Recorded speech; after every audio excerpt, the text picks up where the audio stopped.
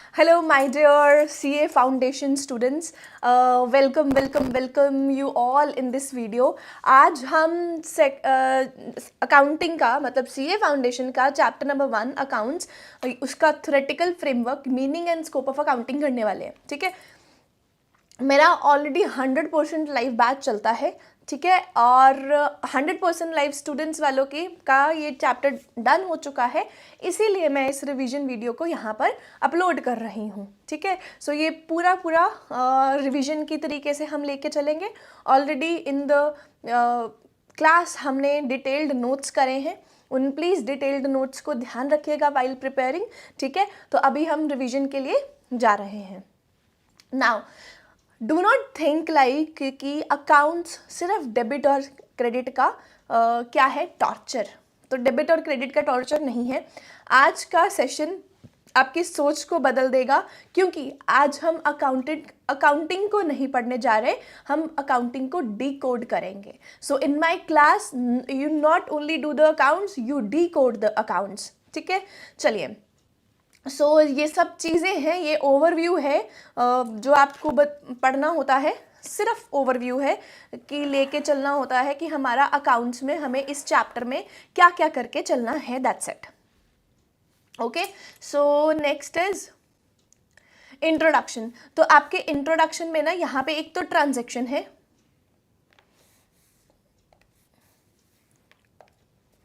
एक तो वर्ड है ट्रांजैक्शन और एक है इवेंट. अब मैं अगर इन ट्रांजैक्शन को या फिर एक इवेंट को समझाने की कोशिश करूँ तो ट्रांजैक्शन और इवेंट क्या होता है. लाइफ में दो टाइप की चीज़ें होती हैं. अच्छा मैम, वो क्या होती हैं? पहली होती है ट्रांजैक्शन, जो आपका पैसा जो है वो हिला देती है. ठीक है, मतलब लेन देन होती है, पैसा हाथ से निकल जाता है या पैसा आ जाता है, तो उसे बोलते हैं ट्रांजैक्शन. एक जो सिर्फ इमोशंस हिला देती है वो होते हैं इवेंट. अच्छा, सैलरी आई तो ट्रांजैक्शन हुई, है ना. सैलरी पे करी तो भी ये ट्रांजैक्शन हुई. क्रश ने इग्नोर किया तो ये इवेंट हुआ. इसका कोई फाइनेंशियल इम्पैक्ट नहीं है, है ना. So this is what is transaction and event. तो आईसीआई की लैंग्वेज में what is transaction. Transaction business में होता है जिसमें हम एक एक्ट करते हैं, अग्रीमेंट करते हैं, और इवेंट का मतलब होता है हैपनिंग, मतलब क्रश ने इग्नोर किया. ठीक है, as a consequence of transaction, as a result. तो ट्रांजैक्शन की वजह से ही इवेंट होता है. ये ध्यान रखना, हर event every event is not transaction, but हर ट्रांजैक्शन आपका इवेंट होता है. हर ट्रांजैक्शन आपका इवेंट होता है, ये हमेशा ध्यान रखने वाली चीज़ होती है. ठीक है, तो हमने ट्रांजैक्शन और इवेंट के बारे में समझ लिया. अब और आपको इस पेज में से कुछ नहीं करना है, और आपको बस अब अकाउंटिंग की डिफाइन पे हम आने ही वाले हैं कि हमने देखा कि अकाउंटिंग क्या है. 3 चीज़ें: रिकॉर्ड करना, क्लासिफाई करना, समराइज करना. ठीक है, RCS. ओके, सो रिकॉर्ड करना, क्लासिफाई करना एंड समराइज करना in a significant manner and in terms of money. तो हम अकाउंट्स में देखते हैं बेसिकली फाइनेंशियल कैरेक्टर की चीज़ें ही हम रिकॉर्ड करके चलते हैं. क्रश का इग्नोर करना, उसने भाव नहीं दिया, ये सब चीज़ें, या फिर वो कितना लॉयल है, लॉयल्टी वाली चीज़ें यहाँ पे मैटर नहीं करती हैं. सिर्फ पैसे वाली चीज़ें ही मैटर करती हैं, मनी वाली चीज़ें ही मैटर करती हैं. ठीक है, सो अकाउंटिंग का सिंपल मतलब होता है जो पैसा आया गया उसकी story banana.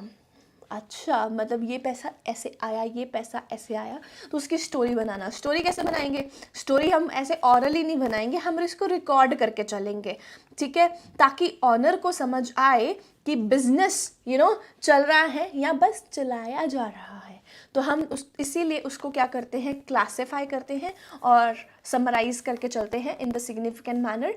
And transaction and events जो which are in the financial character, और उसके जो मतलब फाइनेंशियल करेक्टर के होंगे वही हम रिकॉर्ड करके चलते हैं. इवेंट्स एंड ट्रांजैक्शन जो फाइनेंशियल करेक्टर के नहीं होंगे उन इवेंट्स को रिकॉर्ड करके नहीं चलेंगे, और आखिरकार हम क्या कर देंगे, इंटरप्रेट कर देंगे. हमेशा ध्यान रखना, रिकॉर्ड करेंगे, क्लासिफाई करेंगे, समराइज करेंगे, और हमेशा लास्ट में क्या करके चलते हैं, इंटरप्रेट करके चलते हैं. ठीक है, ओके, डन. बस इतना ही करना है मैम? हाँ बिल्कुल इतना ही करना है, और कुछ भी आपको करने की ज़रूरत नहीं है। तो उसके बाद हमारे पास आते हैं प्रोसीजरल एस्पेक्ट्स ऑफ अकाउंटिंग। तो ये बेसिकली ना दो पार्ट्स में डिवाइडेड है। तो मैंने जब आपको नोट्स करवाए थे, जब भी मैंने आपको नोट्स करवाए थे, तो मैंने प्रोसीजरल एस्पेक्ट ऑफ अकाउंटिंग पे इस तरीके से चार्ट बनाया था जिसमें मैंने बोला था आप एक पे लिख दो जनरल फाइनेंशियल इंफॉर्मेशन, एक लिख दो यूजिंग द फाइनेंशियल इंफॉर्मेशन। ठीक है, अब सिंपल है, यूज कौन करेगा मैम? यूज तो करेगा कस्टमर, यूज तो करेगा लेंडर, यूज तो करेगा इन्वेस्टर, यूज तो करता है गवर्नमेंट, यूज तो करता है, मतलब कुछ कैटेगरीज थी, मतलब यहाँ पे लोग इन्वॉल्व थे। Using the financial information, use करना है तो लोग ही तो हमेशा इस्तेमाल करते हैं, है ना। तो जनरल फाइनेंशियल इंफॉर्मेशन में क्या था? जनरल फाइनेंशियल इंफॉर्मेशन मतलब वही चीज़ें, आपको क्या करना है? रिकॉर्ड करना है, आपको क्या करना है? क्लासिफाई करना है, आपको क्या करना है? समराइज करना है, आपको क्या करना है? इंटरप्रेट करना है।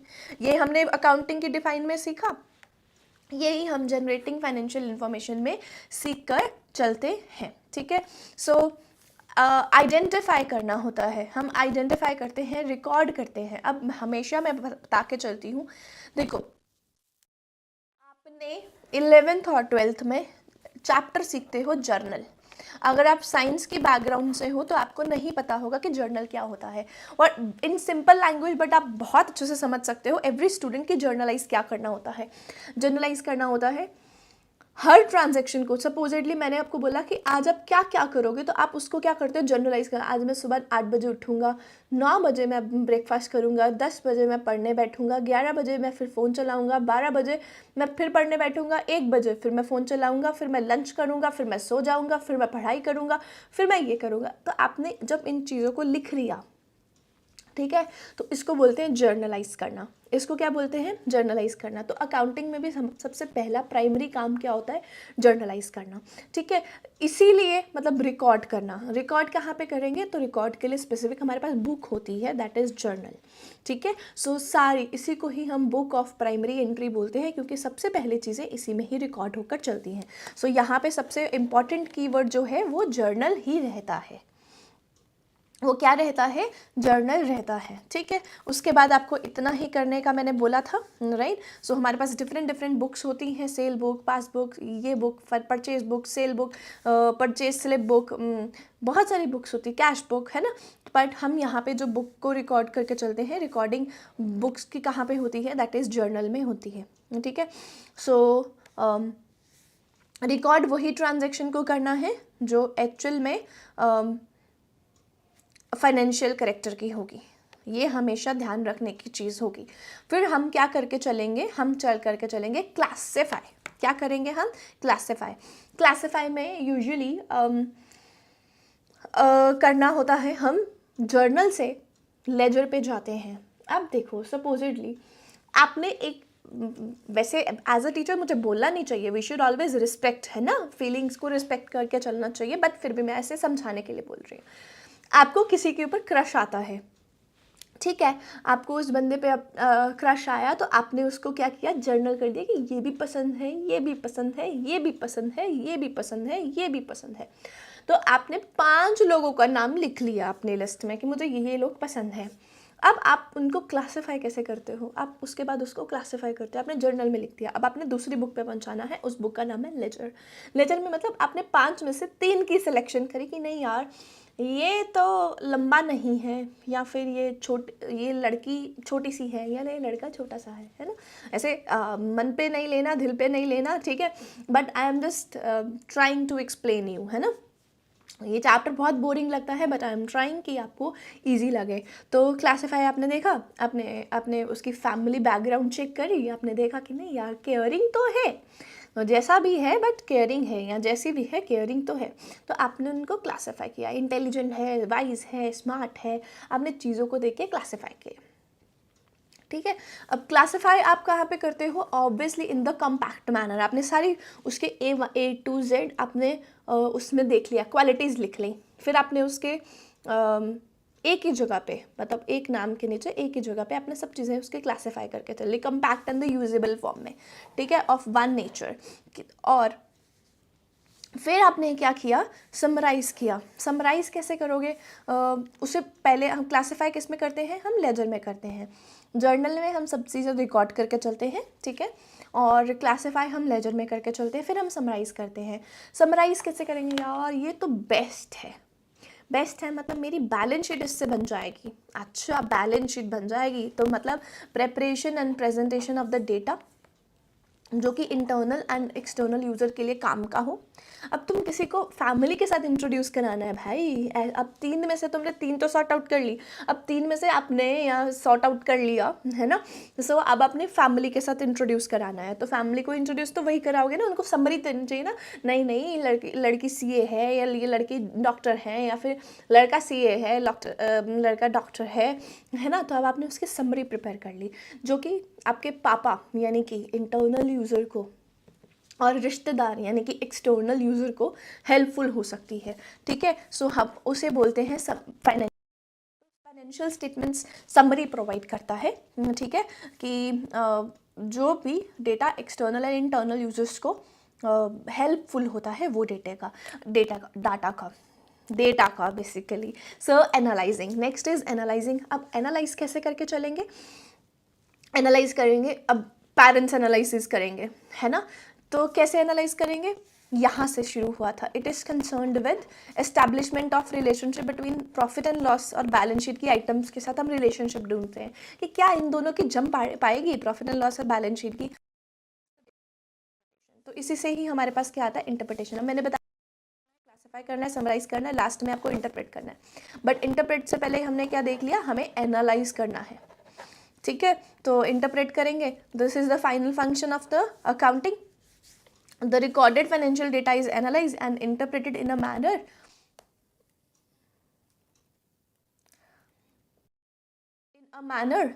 that will enable the end user to make the meaningful judgment about the financial condition and profitability of the business operation, ठीक है। सो आपने इंटरप्रेट करके चलना है, शादी सक्सेसफुल, दैट मीन्स सिंपली।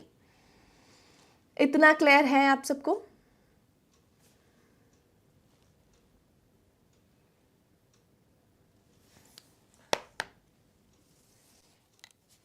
इतना क्लियर है, डन।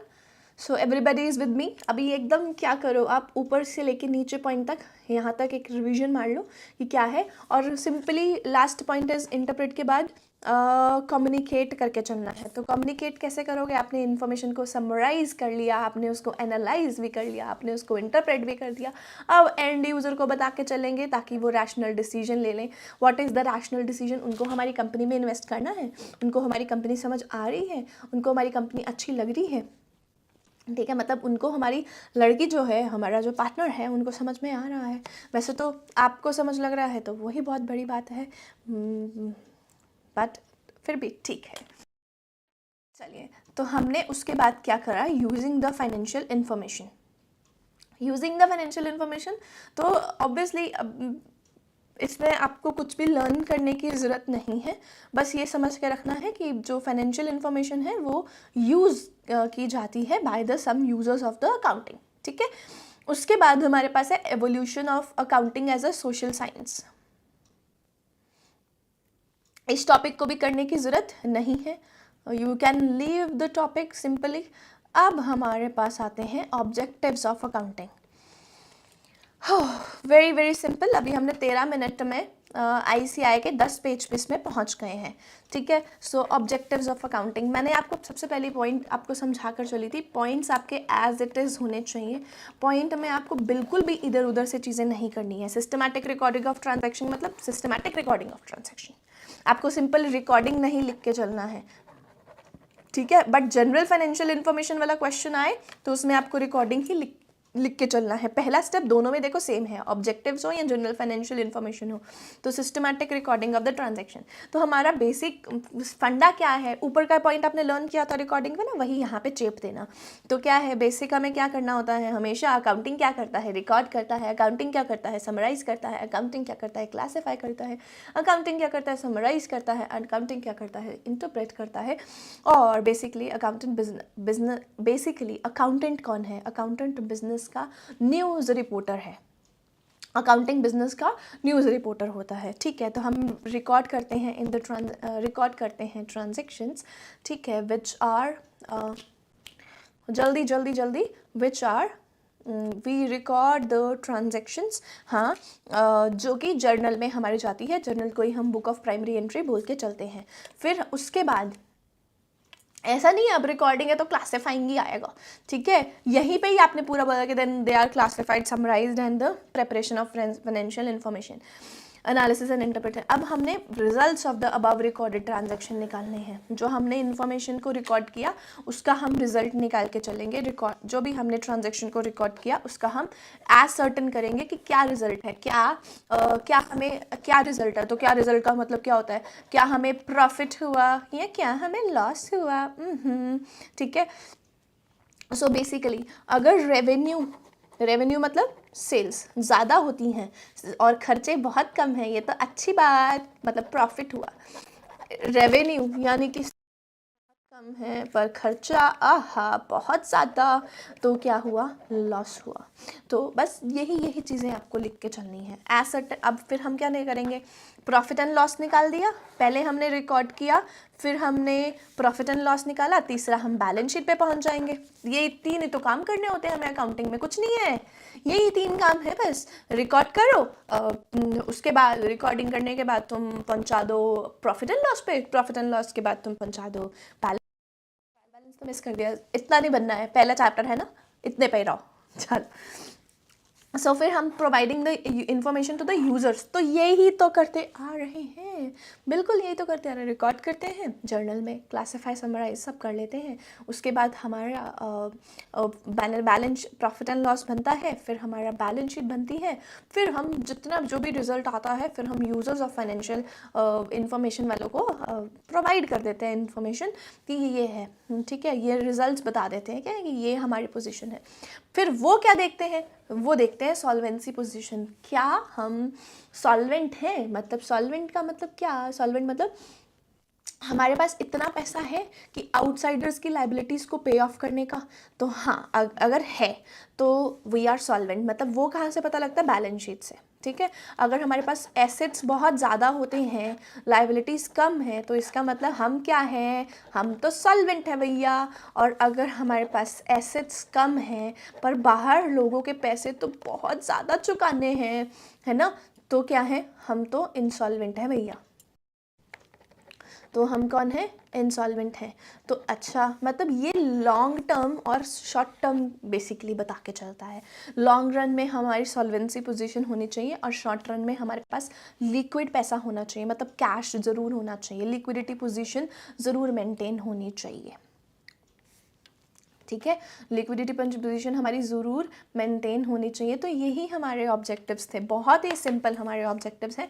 पहले हम चीज़ों को रिकॉर्ड करेंगे, यस, हमने उसको समराइज एनालाइज सब करना है, फिर हमने preparation of profit and loss करके चलना है, फिर हमने बैलेंस शीट बना के चलनी है, फिर हमने यूज़र्स को कम्युनिकेट कर देना है, और फिर बची बात जो होगी वो हमारी होगी सॉल्वेंसी पोजीशन की। अगर हम सॉल्वेंट हैं तो मतलब हमारे एसेट्स ज़्यादा होने चाहिए, लाइबिलिटीज़ कम होनी चाहिए, तभी तो हम चुका पाएंगे ना।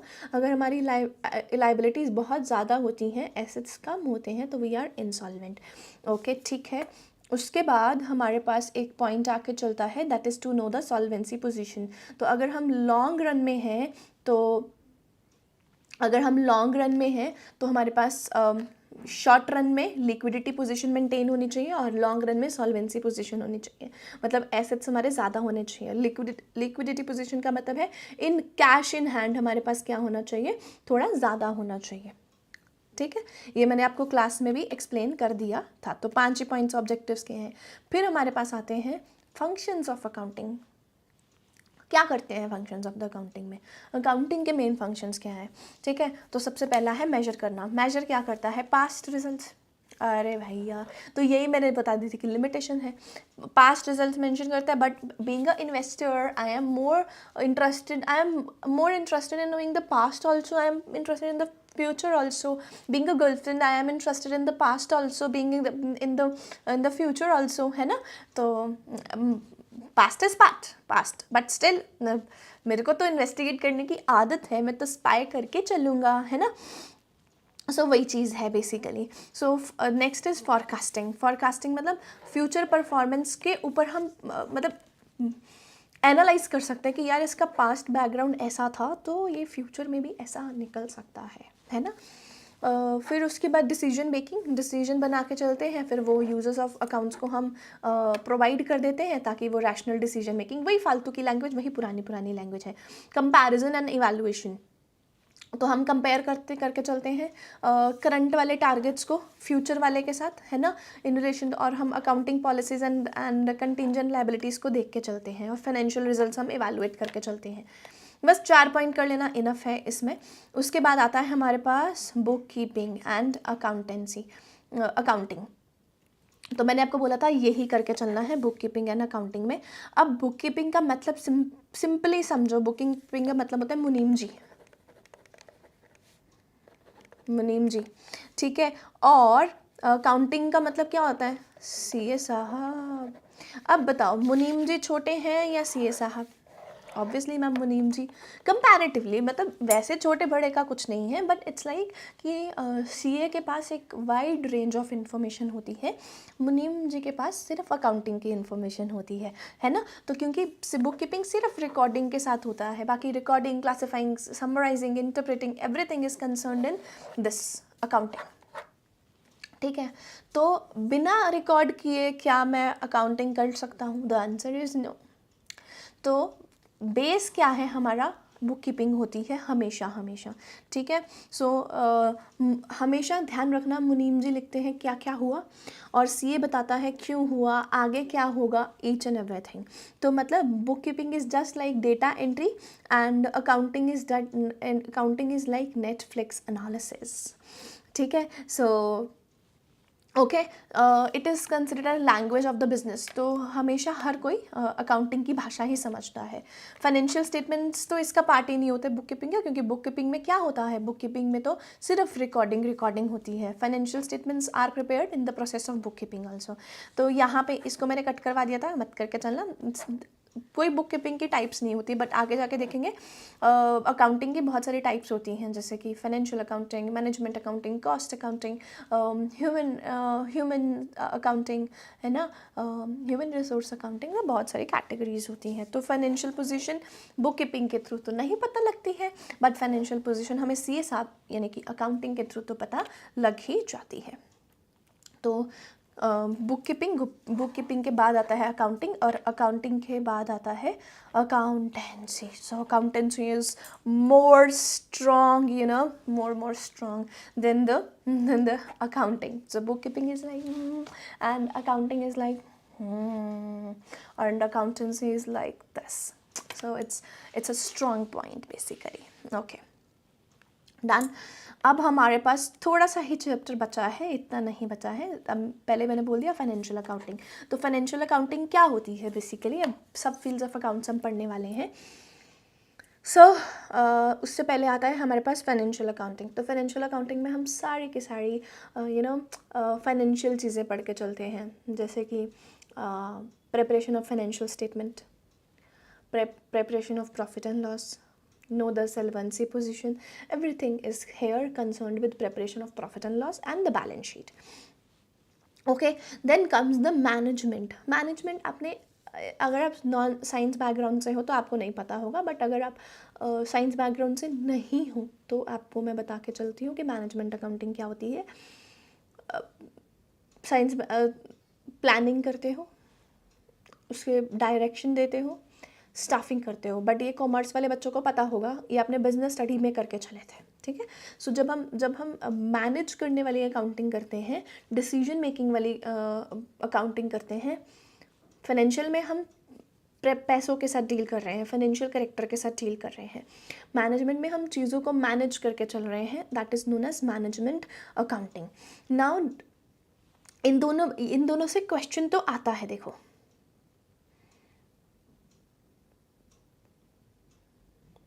ठीक है। सो बेसिकली मैनेजमेंट को अगर हम बोला जाए तो डिसीजन टूल होता है, ओके, मैनेजमेंट में। उसके बाद हमारे पास आती है 3 और accountings, that is cost accounting, social responsibility accounting and the human resource accounting. Cost accounting में हम अंदर का खर्चा देखते हैं। फॉर एग्जांपल हमें ये प्रोडक्ट कितने का पड़ा, इसकी पर यूनिट कॉस्ट कितनी आ रही है, इसकी फिक्स्ड कॉस्ट कितना है, इसकी में वेरिएबल कॉस्ट कितना है, पर यूनिट कॉस्ट क्या आ रही है, एंड ओवरऑल कॉस्ट कितनी आ रही है। Then we have the social responsibility accounting. What is social responsibility accounting?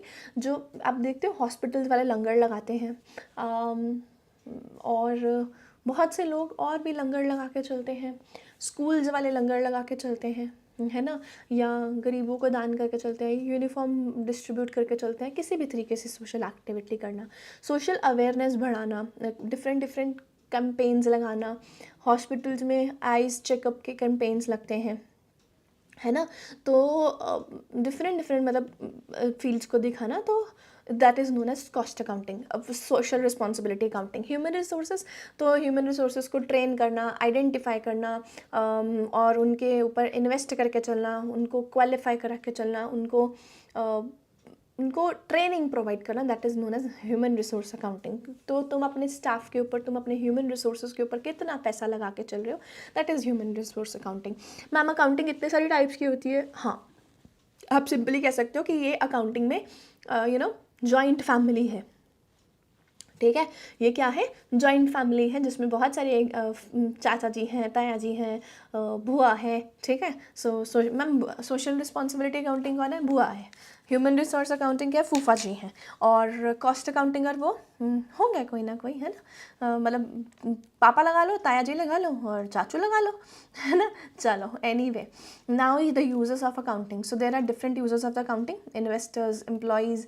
Investors क्योंकि उन्होंने हमारी कंपनी में पैसा लगाया है, that's why they are reluctant to know कि हम कमा पा रहे हैं नहीं। Employees because they are associated with us, उनको अपनी सैलरी से, रेम्यूनरेशन, बोनस, ग्रोथ से मतलब होता है, that's why they want to know कि they want to know financial information. ठीक है, लेंडर्स क्योंकि उन्होंने हमें लोन देना है, तो उनके इंटरेस्ट हमने चुकाना है, that's why they are interested to know कि वी आर कैपेबल और नॉट। ठीक है, देन वी हैव सप्लायर्स। तो सप्लायर्स जानना चाहते हैं कि ये हमें उधार पे सामान हमसे ले रहे हैं, क्या ये बाद में पे कर पाएंगे कि नहीं पा पाएंगे, that's why they are interested to know the financial information. Then customers, obviously हम अच्छी कंपनी की चीज़ों को प्रेफर करते हैं, रिलायंस हो गया, नेस्ले हो गया, है ना। मैंने एग्जांपल दी थी कि हम मैगी को ज़्यादा प्रेफर करते हैं एज़ कम्पेयर टू ईपी। तो ये कस्टमर के आगे एक ब्रांड का इम्पैक्ट होता है, उसके बेसिस पे उसकी सेल्स जो है इन्फ्लुएंस हो जाती है। गवर्नमेंट, बिकॉज गवर्नमेंट को तो पैसा चाहिए, टैक्स चाहिए, है ना, तो इसीलिए वो भी इंटरेस्टेड होती है फाइनेंशियल इन्फॉर्मेशन में। ठीक है, और उसके बाद 5 पॉइंट इसके डन है। रिलेशनशिप ऑफ अकाउंटिंग, तो अकाउंटिंग अकेला नहीं चल सकता, इकोनॉमिक्स के साथ चलता है क्योंकि उसे मार्केट समझना पड़ता है, उसके अकॉर्डिंगली वो रिकॉर्डिंग करता है। लॉ क्योंकि वो रूल्स बता के चलता है ना। मैथ्स क्योंकि कैलकुलेशन बचाता है। सो अकाउंटिंग क्या है? एक तरीके से ग्रुप प्रोजेक्ट है जिसमें सबका कंट्रीब्यूशन है, इकोनॉमिक्स का भी है, तो it is interdiscipline. Okay, done ma'am. उसके बाद हमारे पास मेरे ख्याल से लास्ट टॉपिक्स रह चुके हैं, लिमिटेशंस ऑफ अकाउंटिंग। तो सबसे बड़ा लिमिटेशन तो हमारे पास यही है कि ये मॉनिटरेट चीज़ों को, मतलब क्रश ने यार मेरा दिल तोड़ दिया, अब उसका मेरे दिल पे सदमा पड़ा है ना, उसका सदमा पड़ा है, चाहे वो फाइनेंशियल करेक्टर का नहीं, बट इसकी वजह से मैं फाइनेंस नहीं कमा पा रहा। तो ये मेरे को लगता है कि फाइनेंशियल करेक्टर वाली चीज़ें ही नहीं रिकॉर्ड होनी चाहिए, सारा का सारा रिकॉर्ड होना चाहिए। तो हाँ, तो फैक्टर्स जो वर्थ बता के चलते हैं, ठीक है, they can not be measured in the money, like the loyalty and the skill of the personal, this is the, और वही मोस्ट वैल्यूएबल चीज़ होती है एक इंसान में। तो इसीलिए ये क्या है, एक बहुत बड़ा लिमिटेशन है।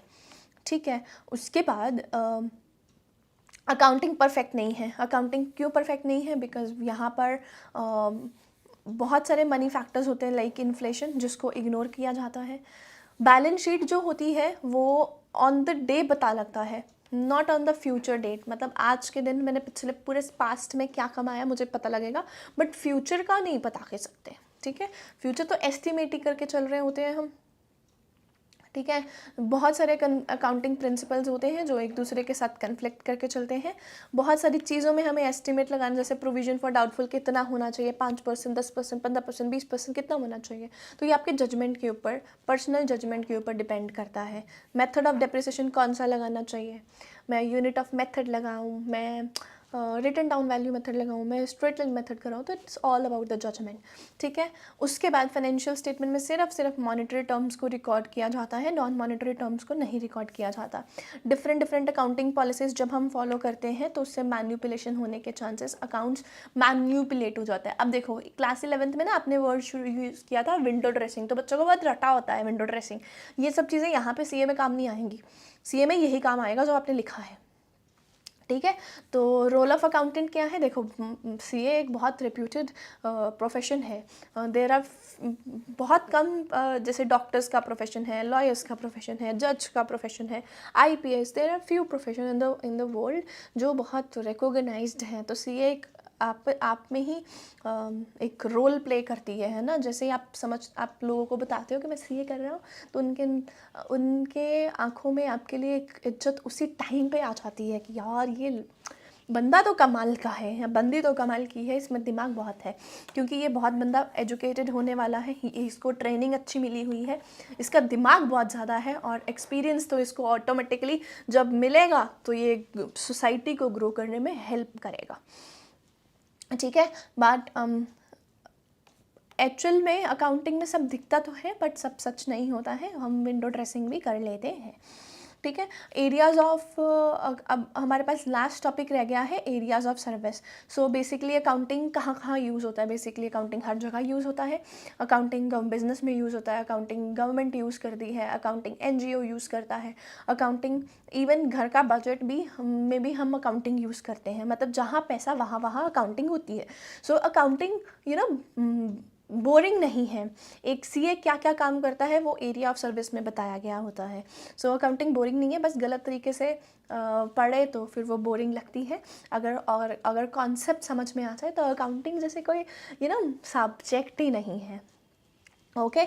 सो अब maintenance of the books of account, तो सबसे पहले सीए का काम क्या रहता है, वो बुक्स ऑफ अकाउंट्स मेंटेन करके चलता है। एक अकाउंटेंट का काम होता है सिस्टमेटिकली जर्नल को मेंटेन करना, नेट रिजल्ट बैलेंस शीट को बना के चलना, प्रॉफिट एंड लॉस को बना के चलना। फिर हमारे पास आता है दो तरीके के ऑडिट, है ना, समझाए थे मैंने जब आपको करवा रही थी। तो एक होता है हमारे पास स्टैट्यूटरी ऑडिट, एक होता है हमारे पास internal audit. So what is statutory audit and internal audit, मैं दोबारा से बता के चल रही। ऑडिट का मतलब क्या होता है, ऑडिट का मतलब होता है all you do is tick tick tick. किसी और ने फाइनेंशियल स्टेटमेंट्स बनाए, किसी और ने रिकॉर्डिंग करी, किसी और ने प्रॉफिट एंड लॉस बनाया, किसी और ने बैलेंस शीट बनाई। मैं जब चेक करके चलती हूँ कि किसी और ने सही काम किया है कि नहीं किया है, तो उसे बोलते हैं स्टैट्यूटरी ऑडिट। ठीक है। हर लिमिटेड कंपनी, मतलब हर कंपनी जो लिस्टेड होती है या फिर नहीं भी लिस्टेड होती बट प्राइवेट कंपनी होती है, तो वो सीए अपॉइंट करती है या तो फर्म ऑफ सीए अपॉइंट करती है, जो रिपोर्ट देते हैं कि इनकी बैलेंस शीट बिल्कुल ठीक है, true and fair view present करके चल रही है। That is known as statutory audit. ठीक है। फिर आता है internal audit. For example D Mart है या विशाल मेगा मार्ट है या फिर कोई भी ऐसा आउटलेट है जिसको देखना है कि स्टॉक मेरा सही है कि नहीं है। अब देखो स्टॉक कैसे मेजर होता है, जब माल आता है तो वो कंप्यूटर पे चढ़ता है। ठीक है। जब चढ़ता है, जब वो लोग खरीद लेते हैं तो वो टैग बारकोड से वो स्कैन करते हैं, टिंग की आवाज़ आती है, जिससे क्या होता है उनके जैसे जैसे जितना जितना क्वांटिटी आप लेते हो तो उतनी क्वांटिटी उनके वहाँ पे माइनस करते रहते हैं। फिर उस लिस्ट को हम एक्चुअल में मेजर करते हैं कि अरे हाँ इतना स्टॉक है कि नहीं है। That is known as internal audit. तो इंटरनल मतलब क्या हो गया, within the organisation. Statutory मतलब बाहर वाले अकाउंट्स को बाहर वाला ही, हमारे अकाउंट्स को बाहर वाला कोई सीए आकर, ठीक है, जो कि प्रैक्टिसिंग चार्टर्ड अकाउंटेंट होना चाहिए, वो आकर ऑडिट करके बता रहा है कि true and fair view present करके चल रहा है। तो इंटरनल ऑडिट में हम बेसिकली सिस्टम अपना रिव्यू करके चलते हैं। ठीक है। Then we have something called taxation. तो बिजनेस अकाउंटेंट टैक्स के मैटर्स को हैंडल करके चलता है। Management accounting and the consultancy services, तो वो एडवाइस दे के चलता है कि आप यहाँ लॉन्ग मतलब या ए वाला बिजनेस कर लीजिए आप, मतलब बेसिकली बिजनेस हैंडलिंग चीज़ें बताकर चलता है, प्लान कंट्रोल करके चलता है। देन वो फाइनेंशियल एडवाइस दे के चलता है कि आप यहाँ इन्वेस्ट कर सकते हो, इंश्योरेंस की एडवाइस दे के चलता है, बिजनेस को कैसे एक्सपैंड करना है उसके बारे में बता के चलता है। And this finishes our chapter. So say ding ding ding ding ding. Okay, so not ninja थोड़ी things. So we have done this chapter in 35 minutes, right? आप इसको अच्छे से करना, बिकॉज पेपर में कुछ ना कुछ तो इस पोर्शन में से आता है, कभी भी ICI इग्नोर करके नहीं चलता है। और अगर आपको हमारा लाइव बैच ज्वाइन करना है तो आप प्लीज़ हमें मैसेज कर सकते हैं, जो भी नीचे दिया नंबर है उस पर। एंड अगर आपको मेंटोरशिप चाहिए या फिर आप इंटर और फाइनल की गाइडेंस हमें भी आप हमें कंसल्ट कर सकते हो। Thank you so much, goodbye, all the best my dear students.